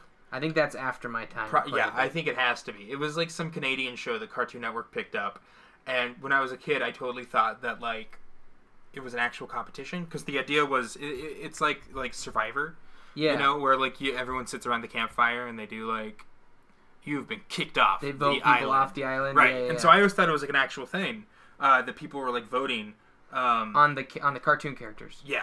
Okay. But in reality, I think it was just like a serialized show. Yeah. But so I got really into that, and I was really excited when. Actually, no, I was really disappointed because the guy I didn't like won. and I remember being a Which kid. that's pretty true to form for that show. Then. Right. Like that's how that stuff typically goes. And so I remember I got really bummed, and then I didn't watch any more of that show. So, Total Drama Island, SpongeBob I got really into, but I think like all middle school kids get into SpongeBob, you know? Yeah. Because I think SpongeBob is like the first taste of like, oh, that's kind of naughty. Like, you know. Like, yeah, I see. Yeah, you know, yeah. you kind of like feel like you're, getting away with something if you're watching SpongeBob. Yep. What else? I think I was more of a movie kid. Yeah. I think I watched a lot more movies than television. Okay. Like Star Wars. I probably watched the Star Wars, like, not even like the original trilogy, like the prequel trilogy. I probably watched like maybe once a week as a kid. I was but like it was more of like a just to have it on. Okay. And like enjoy the Star Wars atmosphere. Yeah. Than actually watching the movies. I actually just tried to rewatch the prequels. Probably about 2 weeks ago. And if I remember correctly, you're one of the random people with a chemical imbalance that likes the prequels. I don't hate the prequels. I don't. Like, I think the prequels have... Because I remember you saying you liked... I felt like you said you liked the prequels. I actually said I liked Jar Jar. That's what it was. Okay. But I do. I kind of like the prequels. Are they good movies? No. But they kind of set up a cool world that I really like. Especially, I think episode 3, obviously, is like the only one that might even be considered like an okay film out of those 3. Because episode 1 is, admittedly, I still love it because as a kid it was like the first Star Wars movie that I saw in theaters. Yeah, and you know what? I will say episode 1 probably my favorite of the trilogy. Really? Yeah. I like the kid who played Anakin. I know, like, I get flack. No, I get flack for that. I'm with you. I think he was better than Hayden Christensen. I think what happened is that I think Jake Lloyd, who was the kid who played him, was able to have I feel really bad for that kid. Yeah. Well, because he became like the most hated kid in America. Yeah. You know, the world, really, because Star Wars is such a phenomenon. Yeah, his life kind of got boned by that movie. I agree with you. I think Jake Lloyd did a really great job. And I think the reason why is that he was actually able to kind of have fun with that role. Yeah. But I think that there's still that kind of George Lucas looming over, like, micromanaging the entire movie. Mm-hmm. But then Hayden Christensen, who, is like an actual actor, like, Yeah. I think what happened is he showed up and then he wasn't really able to have fun with the role, so he just did exactly what George Lucas told him to do. Disappointing. And Hayden Christensen actually isn't a bad actor. No, he's not. And you can see it even in, like, Revenge of the Sith. He does a lot of eye stuff, where he gives some really awesome glares. Yeah. Or just, like, physical acting-wise. Like, he does a really good job. But it's just when it comes to that dialogue, which, is all Lucas. But, of course, delivery could be different. That you kind of get the terrible awful. Yeah. But so, yeah, episode 1, probably my least favorite. I loved episode 2. Okay. Episode 2, which is, I think a lot of people consider pretty bad. Episode 2, I don't remember much of that movie at all. And I swear to God, I've seen it probably about 50 times. Okay. And I still have no idea what happens in that movie. You lose yourself in the majesty of it. Well, no, the one part that I remember, though, is the huge arena fight. Yes. With all the Jedi and stuff. Yeah, that was cool. And, you got to see, like, Jedi, and that's when, like, Kit Fisto, who is, like, this super obscure guy in all the movies. He's, like, my favorite, because he shows up and he has, like, this really goofy grin on his face as he's cutting down droids. He's the guy with, like, the green tentacle hair. Yeah. And so, it was just fun seeing all these Jedi running around, like, swinging their lightsabers and stuff. Absolutely. And then episode 3 came out, and I remember seeing episode 3. Episode 1 and 2, I don't remember. I know I saw them in theaters, but I don't remember the experience. Yeah. But I remember episode 3, because we were in Ogallala, Nebraska. Okay. at Lake McConaughey. Okay. And I think you've actually probably been to that theater because Kelsey told me that you guys, have been gone to movies there. Yeah. Right? And so that theater back in the day was not as good as it is now.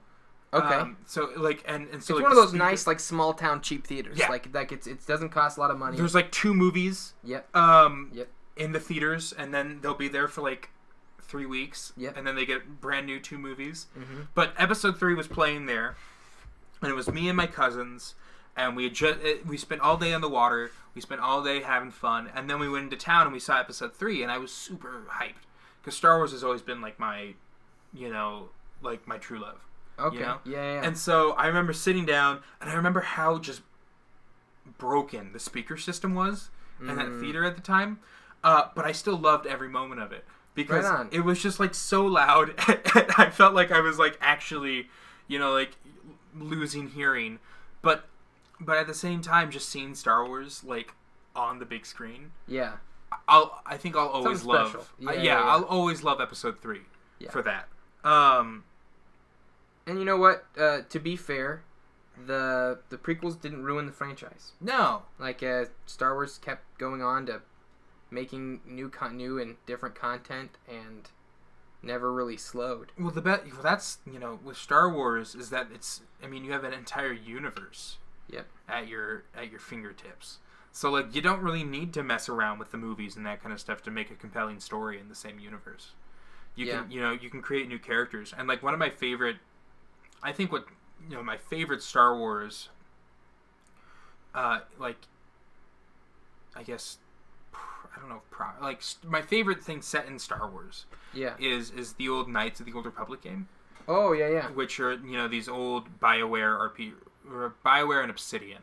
There are really great RPGs, but they just take Star Wars and they make it their own thing, and they add a bit more they make it less of a kids movie and more of an actual compelling space drama. Yeah, and it's really fun. Which is funny because I think that's more of what Star Wars was initially. Right. I don't think it was initially a well, yeah, just a kid movie. Episode 4.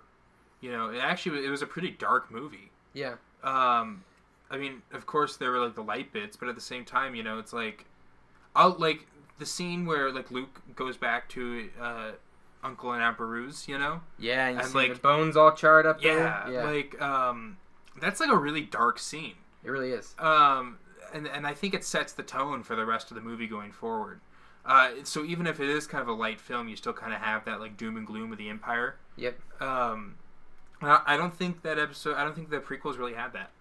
I think that they were just a little too happy-go-lucky with the entire thing until the children murdering. Right, and then you kind of go, oh, that was Anakin. Hey, not good. The younglings. They gonna have to kill you. Have you seen the theory that the kid who goes who says something? Yeah, is Emperor Snoke? Yeah, I have heard that theory. Yeah. And I hate that I kind of want it to be true because I saw a side by side. Oh no! I think we're okay. He took a dip. The face is what I was worried about. But somebody took a side by side picture of that kid's face and put it by Snoke, and just face shape wise, yeah, they're kind of similar. And I kind of hated myself for wanting to believe that it was true. I mean, I want to believe that there's some guys working on that movie that were like, hey, how funny would it be if we tried to make the shape of him kind of like that kid, just to screw with people.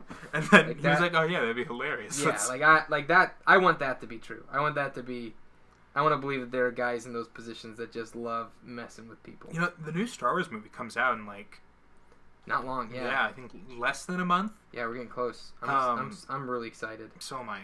I nerd alert time, but I too late. Too late. Yeah. I went and saw The Force Awakens opening night, and I got tickets a year in advance, and I was super jazzed. And when the Star Wars theme started and the crawl went up, Yep. I got a little teary-eyed. Because, like, it was like, I don't think you're the only one. Yeah. I felt like a kid again. Yeah. And it was such a cool feeling. And I'm hoping that I get somewhat of the same from this new movie. Again, yeah. They gave the director of this one, like a trilogy. Like his own Star Wars, like, he's... Yes, he's one of my favorite directors. I can't remember his name, which is kind of obnoxious for me to say he's one of my favorites. But he directed a movie called Brick. Back in the day. It's Joseph Gordon-Levitt. Cool. Great start. As a high schooler. Cool. And it's like film. It's like a film noir, but set in like a high school environment. Cool. All about a brick of cocaine. Huh. And what it did to kind of screw up this dude's life. Joseph Gordon-Levitt. He hasn't been in anything recently that I can recall, at least. Yeah. I think he's doing a lot of indie stuff. Like the last thing that I remember him in was in theaters was probably Batman. Yeah. Is that wrong? As Robin. Yeah. In kind of a weird turn of events. I don't think that's wrong. I think you're dead on. I think he had a season where he was just doing tons of stuff, and I don't know that he's there anymore. I think I'm sure he's not done. Like the guy's he's super talented. Yeah. I think he might actually be branching out into like directing and stuff now. Oh really? Actually, I take it back. The last movie I remember him in was that Snowden. Right Snowden, on. Yeah. Movie. Yeah. He was really good in that. Really kind of captured like Snowden's speaking patterns and stuff. Right on. I'm sure that's not easy. No. Well, he has a really weird monotone voice. Yeah, he does. Like, it's very distinct for someone who's going to end up like saying quotes that were heard the world round. Right. Yeah. Really worked out that he had a very distinct voice. Sorry if I'm taking this off screen a little bit. No, it's cool. Trying to blend this stuff here. So we're at an hour 52. Are we gonna do 2 and then? Yeah, then we'll probably call it. So, cool. Which I think I'm starting. It's starting to come together. Yeah, I think so too. I had to do that because I needed something to feel good about, and the cloak is feeling really good. So I will probably finish it off here. I'll do this, and then I'm gonna do a dry brush to pull out the details of the fur. So I like the idea of the underside of the skin, and then the fur on top of it. I like the idea of contrasting those. I like the idea of this seeming just more lighter in general, while this is more worn and rugged and worked by the earth or whatever. I think he's coming together kind of cool. So, we'll get there. It's going to be a process. Hopefully by the time that this guy's done, everything feels like it got some level of attention and detail. And then real quick, we'll do the dry brush, and then I'm going to do a couple washes, and then we can probably call it. Cool. Okay, dry brush is going to be this. I'm going to need a little bit of this, a little bit of that. Mix it together. There we go. Okay, let's see if this works. There we go. As I said before, that when you do dry brush, you want to try and get it done before you start doing a lot of other stuff. Otherwise, it's going to mess with a lot of it. That cloak looks really cool. I like that. I think he's going to be really cool when he's all put together, Yes. Hopefully. I hope so.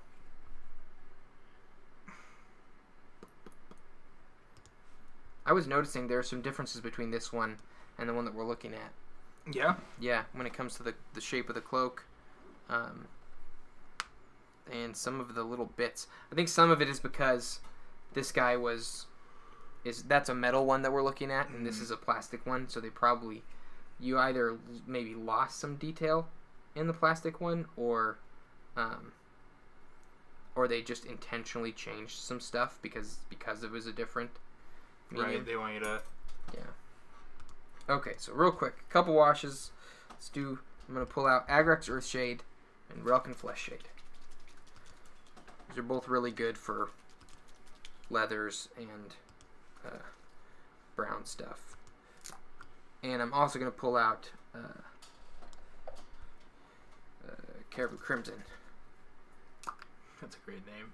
That is kind of... Okay. Alright. Here we go. Let's start with...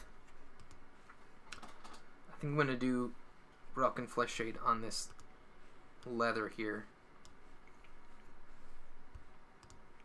I don't want to obscure the detail that I've painted too badly. But because this is kind of flesh, you know what I mean? Mm-hmm. It's leather, you know. I like the idea of it being kind of toned that way.